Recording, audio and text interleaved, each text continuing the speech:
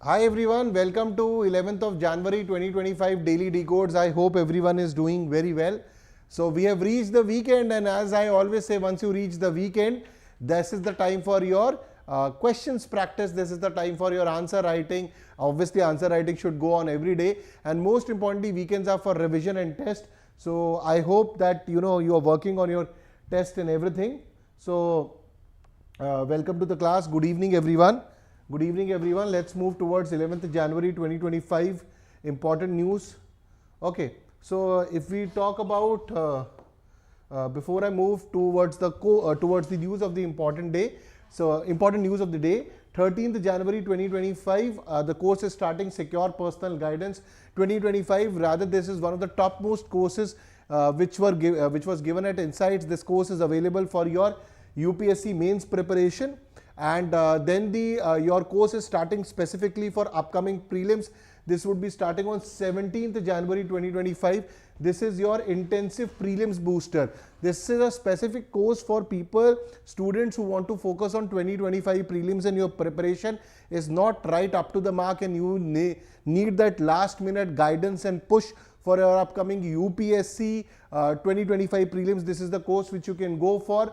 You can scan the QR code for all the details. Even for the timetable, you can scan the QR code. And this is the number 8069405205. Whatever details you want to know about this course, you can get it through this number. Okay. Now, both the courses which I was talking about, all these courses are under the guidance of Vinay Sir, founder and director of Insights IAS. Now, let's move towards the thought for the day. When I talk about thought for the day, that is, all change is hard at first, messy in the middle, and gorgeous at the end. So what happens is that whenever we talk about change, okay, whenever we talk about changes are not always easy, okay. And whenever we want to do a change, for example, when we start studying one subject and we start liking, and suddenly if we one subject had finished and we start with a new one, even a subject becomes difficult, because we have been acclimatized with that subject and we know what happens in that subject because we have given time. Similarly, if your preparation is not in the right way and you have to make changes to it, it becomes difficult. But we need to accept changes, because changes are part of life and we need to be dynamic. Nobody likes a change, okay? Nobody likes a change, because we all like the routine, how things are.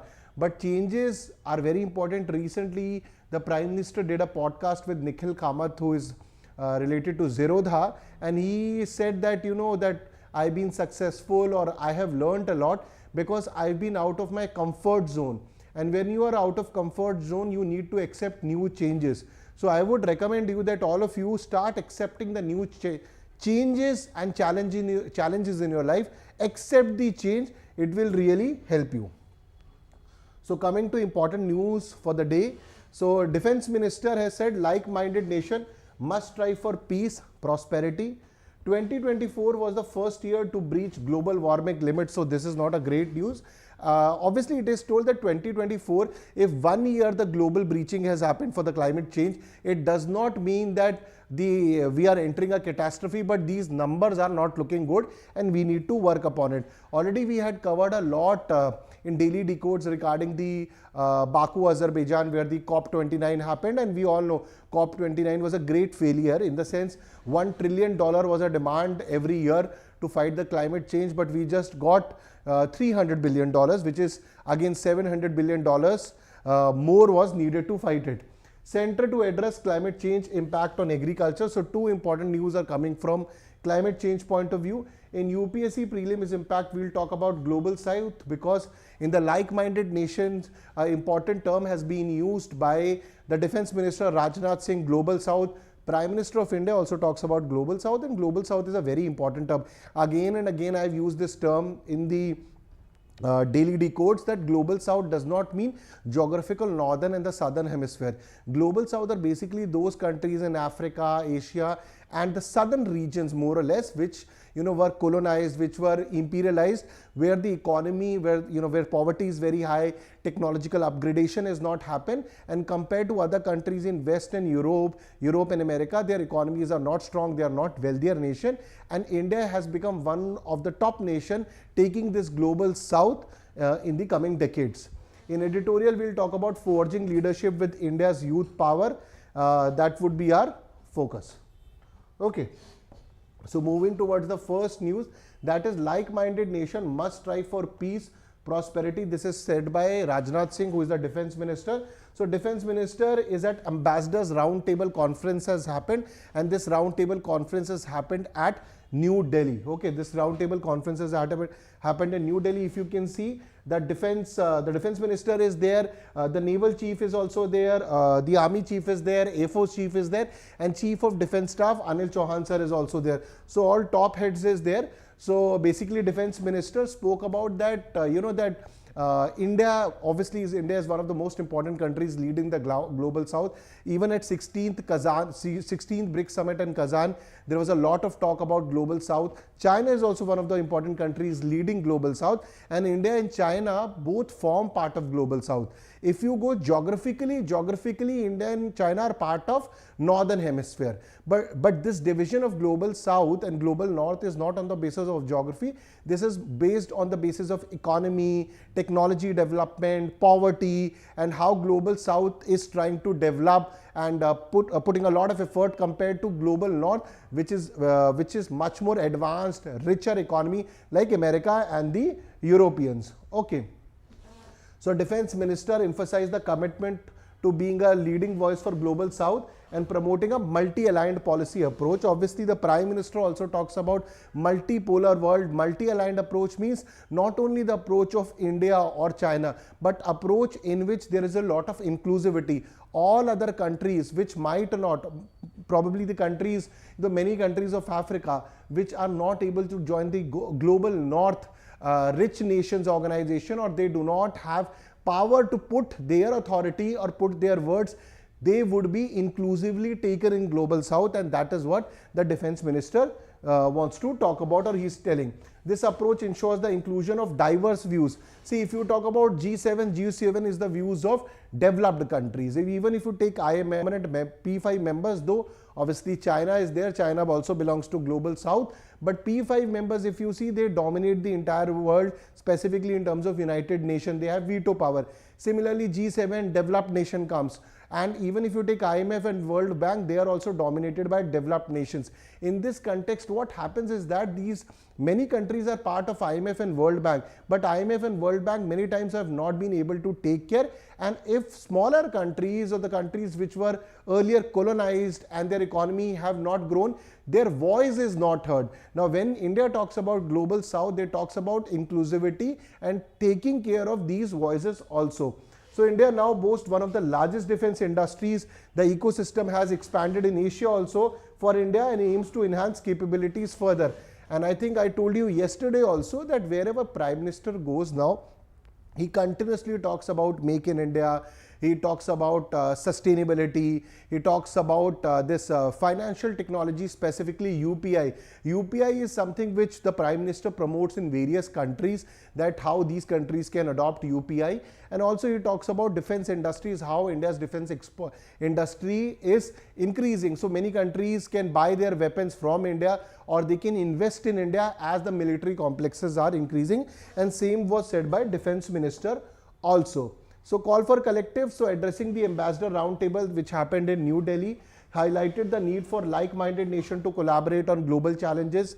Okay. He stressed the importance of unity among nations to ensure mutual prosperity, sustainable growth. Focus was global south out here, and they should come together, so that if all countries come together and if they say as a group, then the global north or the other countries will have to listen, Maybe one country saying nobody is listening, but similarly if 20, 30, 40 countries come together, everyone would listen. For example, if Russia and China saying it, probably some countries will listen, or probably if Russia says something, some countries will definitely listen. But if entire BRICS group says, now BRICS has around now 9 permanent members, and around 34 more countries have applied to become the member of BRICS. So if all these countries put their perspective, now then the entire world will have to listen. This is more or less what the collective action is all about. So he reiterated fostering partnership, strategic and tactical needs in the current geopolitical landscape. Now, current geopolitical landscape is continuously changing. If you see, if you have been following the news, even Donald Trump has not taken the presidency, but what is happening in Europe, Donald Trump, the Trudeau has gone, and Donald Trump and Elon Musk is interfering in the in Europe. They are talking about that they want to take over Greenland for security reasons. Now Greenland basically comes under Denmark, and Donald Trump has also said if a military might is needed, they might also use military might. That he's not specifically said that they will use military might or military power, but if the need arises, they can. They're also thinking about getting the Canada becoming the 51st state of America. So global geopolitics is changing, and every day Donald Trump and his BFF, that is Elon Musk, is rattling the entire Europe. And Khalistani recently, that Jagmeet Singh Khalistani, that is NDP party chief, he is saying that not even saying Donald Trump, Donald, and he's trying to rattle straight away using a very, I should say, uncouth kind of language against the president of America. See, the way America does, the way Donald Trump does his presidency, that is not the way Jagmeet Singh should retaliate to him. He will have a tough time. And that is why I'm saying the global geopolitics is changing. From 20th of Jan, the first day, to coming 15 to 20 days, that is 20th of January to around 10th of February, the newspaper would be every day filled with some international news, because every day I think Donald Trump and Elon Musk would be giving lot of masala to us every day. They are already giving it. I think by the time he takes the presidency, things will even improve, or either improve or deteriorate further. Only time will tell. So on the other side, Aero India 2025, which happens at Yelahanka, Bangalore, which the air show happens. A lot of fighter jets and all over the jets, they put that in the air show exhibition. So 15th edition of Aero India will be held in February at the Air Force Station Yelahanka, Bangalore. It is Asia's largest air show, and many companies participate. They show their products. So Indian Air Force also sees them, and if they find something worth, obviously they might buy that in the future. So providing a platform for nation to forge partnership and explore their strength in the aerospace and defense sectors. Air displays showcase advanced aircraft, static exhibitions of military platforms. Okay. So, and the defense minister has also said that the Aero India, it will show strength and capabilities in defense sector of India also, and also other players can come. Strategic needs and tactical requirements to address the contemporary challenges. And even again will foster partnership. Obviously many countries will come, they will show their weapons or fighters or whatever they want to show. So our side of forces and their side of the companies which are selling their product, they can have an interaction and see how can they more partnership could be fostered. And similarly our products would be shown, and other players might be interested in taking them. So several bilateral meetings will also happen with the partners. For example, if the Indian Air Force is having a meeting with a partner, or the country representatives, other country representatives at Aero India, and opportunities to elevate defense and aerospace partnership will also happen. So once this will happen in February, we would definitely be covering in Daily Decode, and I'll come up with all the important news related to this. Apart from that, Defense Minister will also host Defense Ministers Conclave under the theme Bridge, Building Resilience Through International Defense and Global Engagement. So if you see today, India is talking about global engagement, we are talking about global South. Why this change is coming? Because the entire thought process, entire attire of a country is changing. Okay, India is being seen as a very important country in global geopolitics, and hence you are seeing this change, and hence India is leading in the global south also. Okay, in UPSC prelims impact, I've already told you what is global south, so I'll not repeat it again. What you see is that first of all, you need to understand global south is not as per geographical term. If you go as per geographical terms, northern and southern hemisphere, you see India and China are part of global north. I mean to say northern hemisphere. But here in global south, when we talk about, this definition was given by Willy Brandt. This definition was given by Willy Brandt in 1980. He was a chancellor of West Germany. He had basically divided the world into global north and south. This was global north and this was global south. So North America, Europe and some part of Asia and basically Russia, this was that particular area which was developed, which were rich nation, advanced nation in terms of technology. So he had divided the world into this. So this was global south, which was primarily Africa, Asia and Latin American areas, developing, less developed and underdeveloped. So earlier the definitions used to be developing, developed, developed nation, developing nation, least developing countries. But over a period of time, now we use global north and global south. Till date also we use developed and developing world, but a more contemporary definition today is global north and global south. And India and China, one of the leading countries of taking many other nations, taking them inclusively under the definition of global south and taking them forward. So these nations typically experience high level of poverty is there, income inequality and challenging level condition compared to global north. So eventually global south is an area obviously which will develop, because there are opportunities of developing, and that is why when we talk about BRICS nation, the word global south again and again comes. So this is your global north, this is your global north, and this is your global south. Okay. Now moving to the next important news. This is a very important news. 2024 was the first year to breach global warming limit, data shows.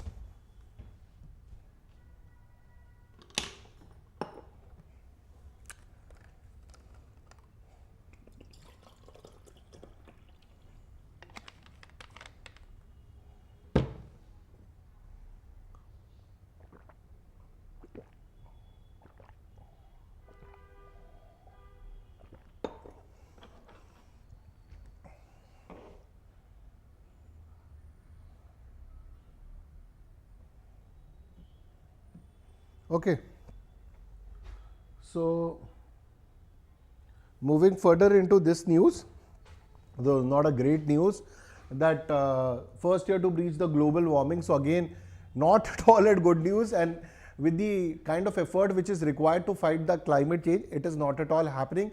More the nations are actually fighting, they're more concerned about Russia-Ukraine war, or Israel-Hamas, and the Donald Trump presidency is coming, and we need to see, if you do not work on climate change, the Southern Californian fires and the way Hollywood is burning today because of those fires, it will keep happening. One of the major reasons behind that is climate change. We need to start taking climate change seriously. If we do not take the climate change seriously, these wildfires, number of tropical cyclones, hurricanes, this will start increasing. Probably in future more tsunamis will come, and there will be a lot of catastrophe and a lot of damage. Till now a number has been given that in California, basically around this Hollywood area, more than 53 billion, more than $50 billion of devastation has already happened. So if we do not take care of the climate change, these kind of devastation and catastrophe will happen, which will lead to a lot of economic loss. Obviously property would be lost, money would be lost, and people would also be lost. So 2024 marks the first year in history where the mean global temperature crossed 1.5 degree above pre-industrial level. Now this becomes the first year, 2024, in the history to cross the global mean temperature crossing 1.5 degree levels, according to Copernicus Climate Change Service. Now because of this, I won't say this is a milestone, obviously in a negative way, obviously this is a milestone. This also shows us, highlights the urgent warnings climate scientists have been raising for decades about rising carbon emissions. When scientists used to talk about these carbon emission, temperature will rise, 10 or 15 years back, nobody was taking them seriously. Forget about that. Even today in 2025, many people are not taking it seriously. Donald Trump is focusing on drilling, use of more fossil fuels. If there is more use of fossil fuels, because he thinks that using of fossil fuels will reduce inflation, basically it will reduce dependence of America on oil, and eventually MAGA will happen, that is making America great again. But if you use fossil fuels more and more, eventually what will lead to? It will lead to your temperature rise, it will lead to global warming, it will lead to climate change, and things are not looking good. So at one point you might be saving money, but at the same time when a catastrophe will happen, when a wildfire happen, for example, you have saved $20 billion because of using fossil fuels, but at the same time when a catastrophe will happen, you will lose $50-60 billion. So in balancing out, when you see at one point of time you are saving $20 billion, at second point you would be losing $50 billion. So in the weighing scale, you will be losing big time, plus you will be losing people, property, and mass destruction will happen. This is something which we need to be concerned about. Okay, now moving further, what is the significance of 1.5 degrees? So 1.5 degree threshold is the critical target which was set by United Nations conferences, and now it has become even more important to understand because the breach has been done. It will have devastating effects of global warming. It will not have, the effects have already started. Southern Californian fires, one of the examples. Multiple cyclones which are happening in Asia and many other regions, it is one of the examples. Hurricanes have increased. The effect of global warming and climate change have started. Sahara is having snowfall. Okay, so these effects have started. Erratic rainfalls are happening, erratic floods are happening. Where there were no rainfalls, multiple floods are happening. So flash floods are happening, and this is not a good news. Okay, while a single year breaching this limit does not this is not an immediate catastrophe, but it also shows that we are on the brink, or we are on the path to destroy our Mother Earth if we do not take important steps.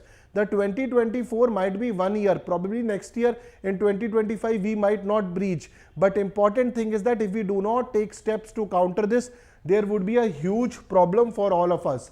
So if you see some of the important numbers, this is certain important facts. Average global temperature in 2024 was 15.1 degrees Celsius. This is highest till from 1850. So from 1850 in 2024, see, we have crossed this. 0.72 degrees above 1991 to 2020 on an average. This was the highest. 0.12 degree higher than 2023, previous warmest year. So every year, it is increasing.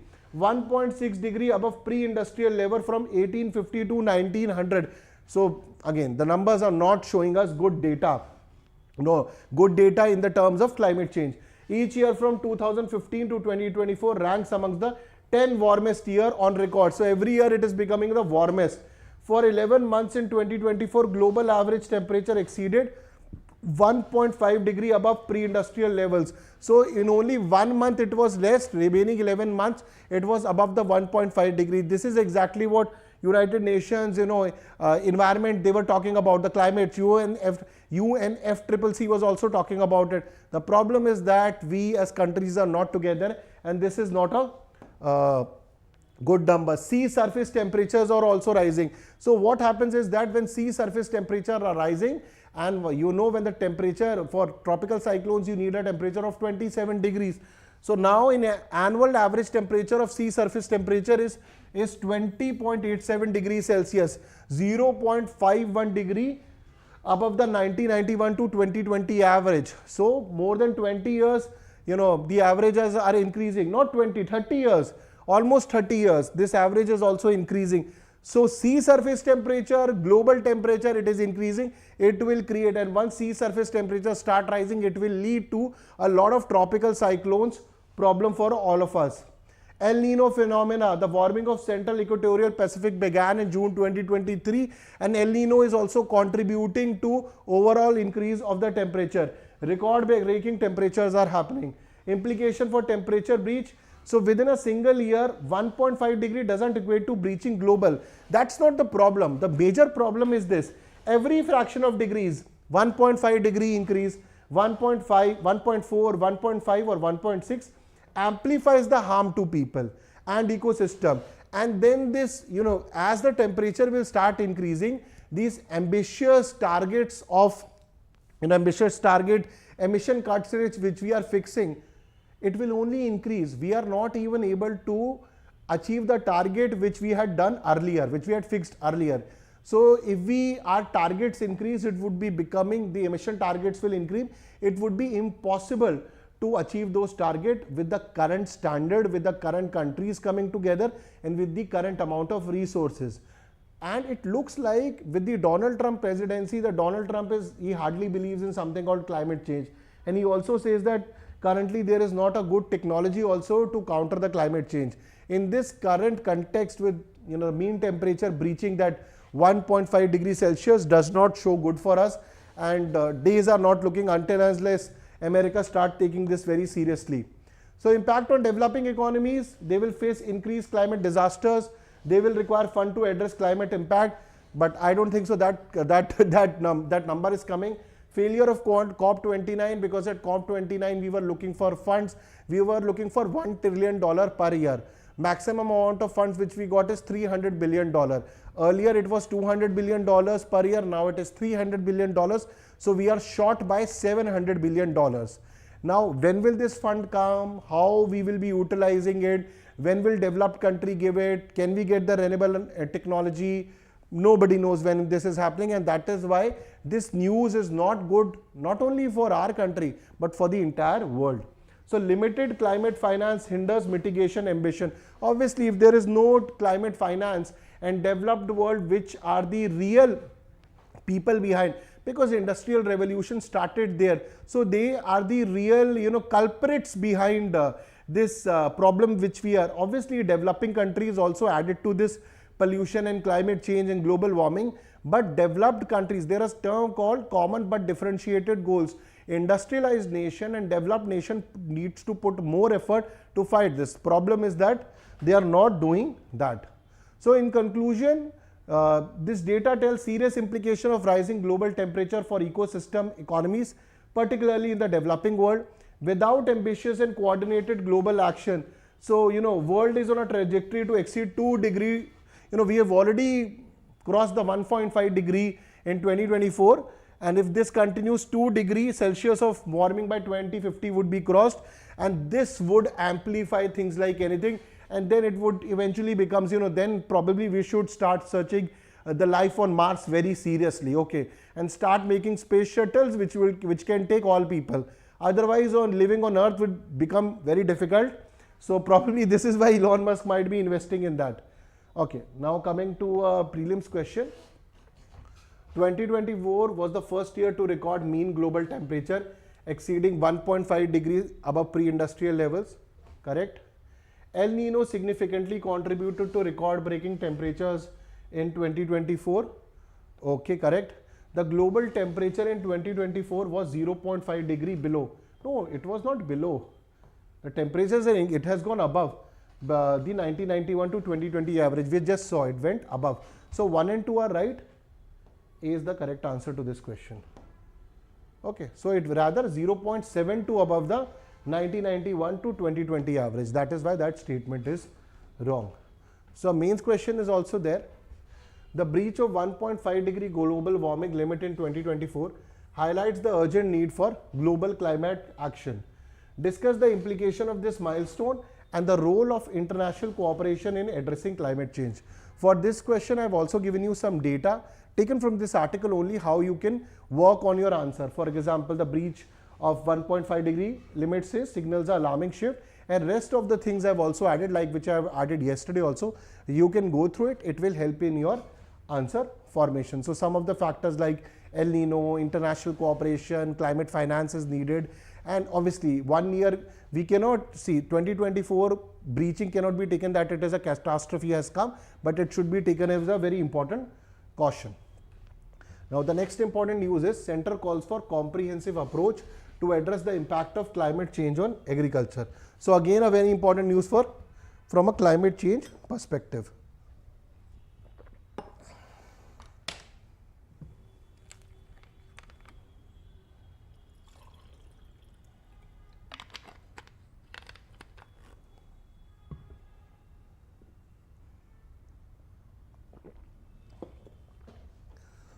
Harish. Good evening, Harish. I hope that you're doing good. Good evening to everyone.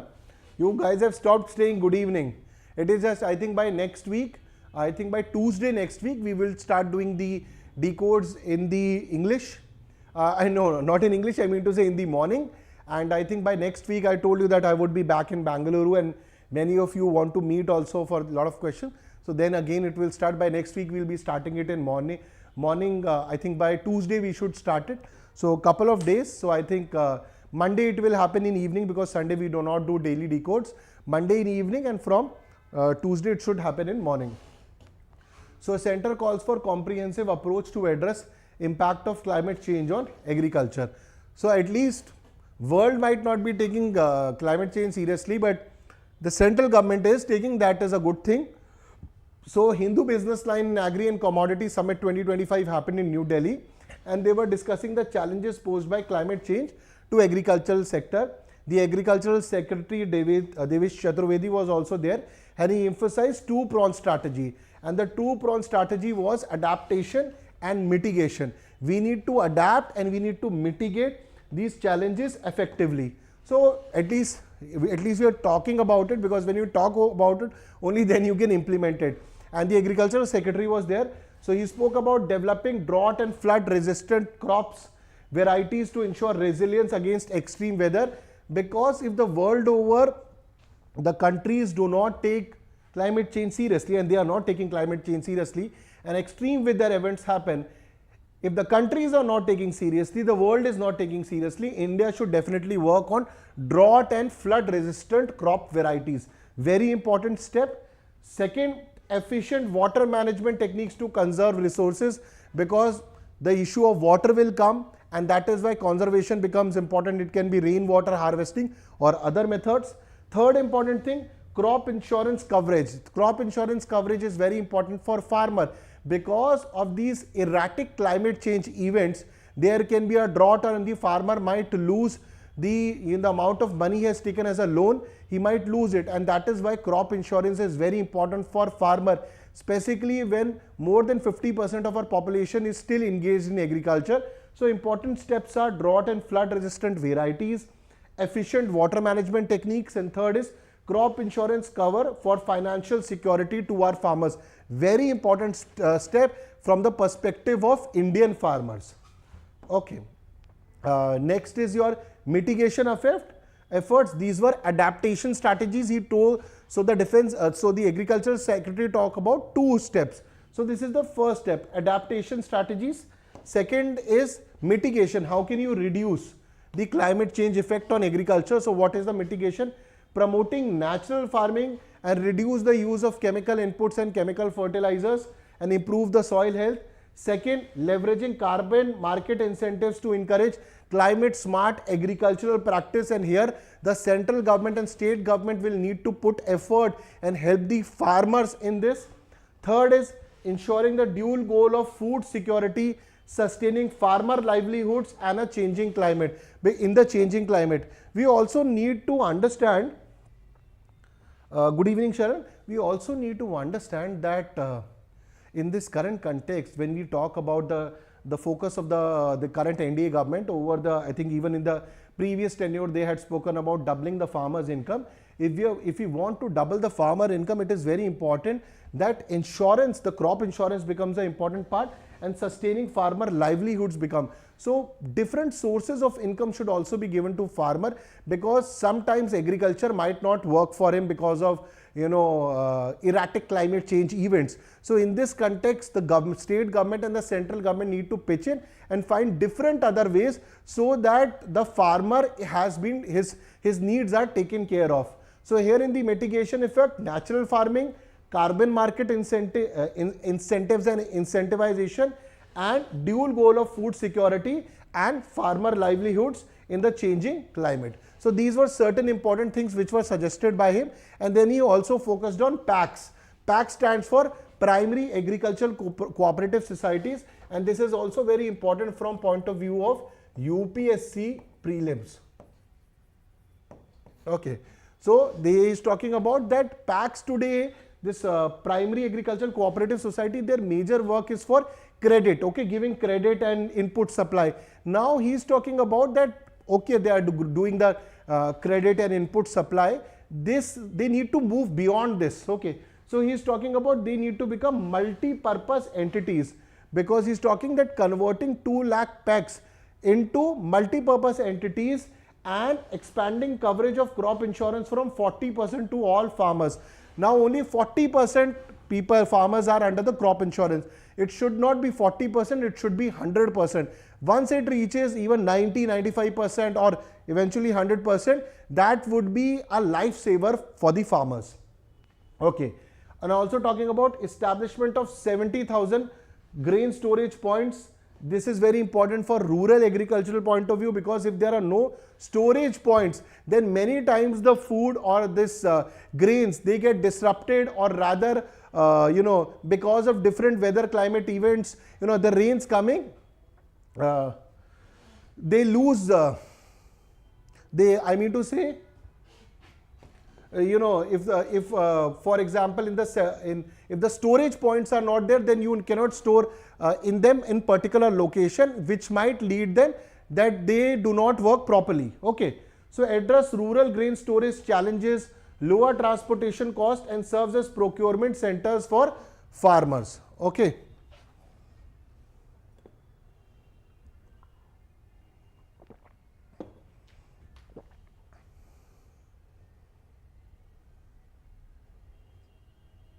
So question, sir, in climate change wars, made any major role in that? Climate change wars, I did not understand. What are climate change wars?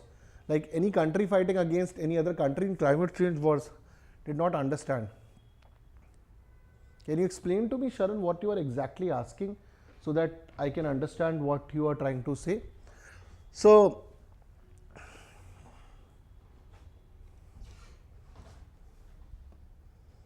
okay, so if you do not have these grain storage, then that entire grains, they can get destroyed because of different things. It can be water. That is why they need to be, some of them need to be put at cold storage area or storage or the other storage area. So addressing rural grain storage challenges, many farmers do not have the capacity to create storage areas on their own, because this requires a lot of money and investment. That is why for backward and forward linkages in agriculture, the storage points are very important, because if you do not keep the grains and wheat and different kind of things in storage points, it will eventually go bad. That is the main thing. So low transportation cost is also required, otherwise the total prices will increase.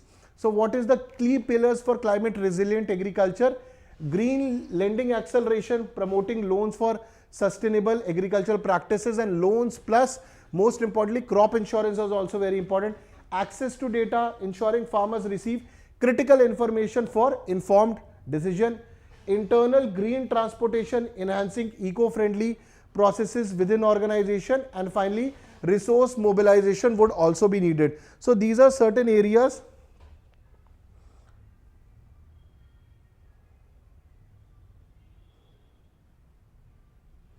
Okay, you're talking about explosion happened. See, world wars, world war happened in a very specific period of time. They must have contributed because of these explosion. Definitely they would be contributing to the climate change. But if you take 100 years or 200 years or 300 years, the wars would be happening for 2 years or 3 years. Even say you say Russia-Ukraine war. So 2 years it's happening.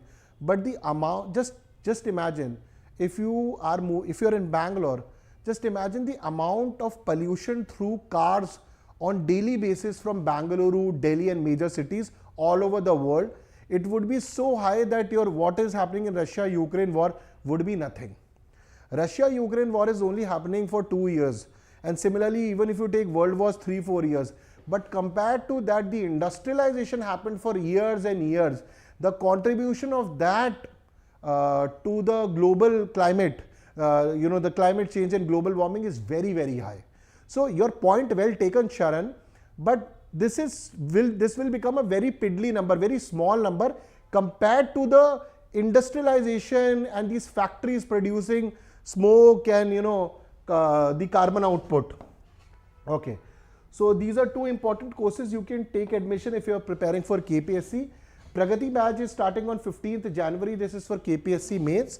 And if you are looking specifically for KPSC mains only test series, then you can join Pratyush batch. This is starting on 10th Jan. Rather, it started yesterday. Okay. Now let's come to editorial. The editorial is focusing on forging leadership with India's youth power. And this is written by Raksha Khatse. She is Union Minister of State for Youth Affairs and Sports. So this is coming from the government itself. Okay.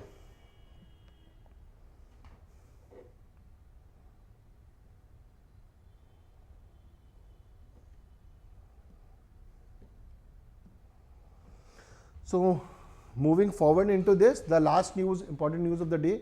So tomorrow, that is January 12th, it will mark the National Youth Festival. It will mark the National Youth Festival, and it is celebrated, because Swami Vivekananda's birth anniversary would be there on 12th of January, and that is why Swami Vivekananda, as you know that, his if you've gone through his reading, he's highly very motivating, and he talks a lot about youth and their energy, and his, the thought process of Swami Vivekananda and the impact he had on Indian youth is immense. So January 12th is celebrated as the National Youth Festival, Swami Vivekananda's birth anniversary. From a prelims fact, a question. So the Viksit Bharat Young Leaders Dialogues will happen. It aims to harness energy and leadership potential of Indian youth, aligning with Prime Minister vision of youth driven. Prime Minister keeps talking. Recently, Prime Minister was also talking about that youth should become part of understanding politics. I think recently he told in the Nikhil Kamath podcast also that that voters are also politicians. Voters are also politicians in the sense, I have not gone through the entire podcast, but I would also want to listen to it. I'm just speculating from the terms, maybe because a person also thinks before whom he would decide to vote. So let's see, once, it's a 2-hour podcast. Once I get time, I'll watch it. I will also recommend you to watch it, because when Prime Minister is saying something, that means Government of India is saying something. And we have seen UPSC, they take a lot of questions from Man Ki Baat and where Prime Minister is going, and from the statements of the Prime Minister. So in this context, it's very important that you go through it whenever you get time, and maybe some good content you will get for your mains answer writing. So the Prime Minister vision for youth-driven national growth, focus engaging youth in discussion, idea exchange, and towards developed India, Viksit Bharat. So there would be 4 different stages of Viksit Bharat Young India Leaders Dialogue. First would be Viksit Bharat quiz. Question would be asked about India's achievement, national policies, etc. Stage 2 would be essay writing and blog writing, and they will see how much how much originality and visionary your thinking is on the topics like, for essay, tech for Viksit Bharat and empowering youth for Viksit Bharat. Stage 3 would be Viksit Bharat Vision Pitch Deck. So this would be state level participation for innovative developmental ideas and creative feasible solution for lot of problems. So this is something which we see in Smartathon and Hackathon also. Stage 4 would be Viksit Bharat National Championship. This would be done at Bharat Mandapam, New Delhi. So Bharat Mandapam is the same place where the G20 summit happened in 2023. Participate will present their visionary solution to Prime Minister. So obviously these will be the top contenders, and they will show their ideas to Prime Minister, and that's a great opportunity for youth of the country. So the theme would be for 2025 Youth for Sustainable Development. I keep saying that when you talk about this government, they focus on sustainable development, Make in India, UPI, defense, and artificial intelligence. They are also talking a lot. So these things come again and again they are talking about. Focus on aligning youth efforts with sustainable development goals for a greener, inclusive future. Includes workshop, seminars, and cultural activities promoting technology, innovation, and sustainable practice would be the focus. So then workshop and panels would happen, cultural programs will go, and tech and innovative showcases. So a lot of focus on tech innovation will also happen.